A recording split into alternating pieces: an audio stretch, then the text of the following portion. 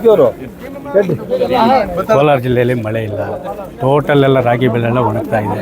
ದಯವಿಟ್ಟು ಸರ್ಕಾರದ ಮಟ್ಟದಲ್ಲಿ ಚರ್ಚೆ ಮಾಡಿ, ಇಲ್ಲ ಬರಪೀಡಿತ ಜಿಲ್ಲೆ ಅಂತೆಲ್ಲ ಮಾಡಿ, ನೆಲಗಡೆನಲ್ಲೆಲ್ಲ ಇದು ಇಲ್ಲ. ಅಲ್ಲ ಪರಿಹಾರ ಸ್ವಲ್ಪ ಕೊಟ್ರಲ್ಲ, ಇಲ್ಲ ಸರ್, ಈಗ ಜಸ್ಟ್ ಆಗಿರೋದು, ಇನ್ನೂ ಡಿ ಸಿ ಅವರು ಅದು ಹಿಂದೆಯಿಂದ ಆಗಿದೆ ಸರ್. Thing right. ಅಲ್ಲ ಹಿಂದೇದಾಗಿದೆ, ಈಗ ರಾಗಿ ಬೆಳೆ ಆಗಿದೆ. ಈಗ ಸರ್ ಇನ್ನೊಂದು 8 ದಿವಸ ನೋಡ್ತೀವಿ ಸರ್. ಇದು ಆಯ್ತು, ಇನ್ನೊಂದು 8 ದಿವಸ ನೋಡ್ಬಿಟ್ಟು ಆಗ್ಲಿಲ್ಲ ಅಂದ್ರೆ ನಾವು ಸಮೀಕ್ಷೆ ನೋಡಿ ಸಮೀಕ್ಷೆ ಮಾಡಿ ರಿಪೋರ್ಟ್ ಕಳಿಸಿ ನಾನು ಅದೊಂದು ಇದು. ಮತ್ತು ಈ ಚೆನ್ನೈ ಕಾರಿಡಾರ್ ಕೆರೆಗಳು ಟೋಟಲ್ಲು 40 ಅಡಿ 50 ಅಡಿ ಹೋಗಿದೆ ಸರ್. ಇದುವರೆಗೂ ಅದು ಆ ಚೆನ್ನೈ ಕಾರಿಡಾರ್ ಗುತ್ತಿಗೆದಾರ ಏನಿದ್ದಾರೆ ಸಾಹೇಬ್ರಿಗೂ ಹೇಳಿದ್ರು, ಮಣ್ಣು ಎತ್ತಿರೋ ಸರ್. ಇದೆಲ್ಲ ಆಲ್ರೆಡಿ ಮಣ್ಣೆತ್ತಿ ಪೂರ್ತಿ ಎತ್ತಿದ್ರೆ ಒಳ್ಳೇದಲ್ವಾ? ಇಲ್ಲ ಸರ್, 30-40 ಅಡಿ ಇದೆ. ಜಾಸ್ತಿ ಓವರ್ ಓವರ್ ಊರು ಮಾತ್ರ ಎತ್ತಬೇಕು ಒಂದು 4-5 ಅಡಿ. ನೋಡ್ರಿ ಇದು ಯಾಕೆ ಬಿಟ್ಟಿದ್ದೀರಿ?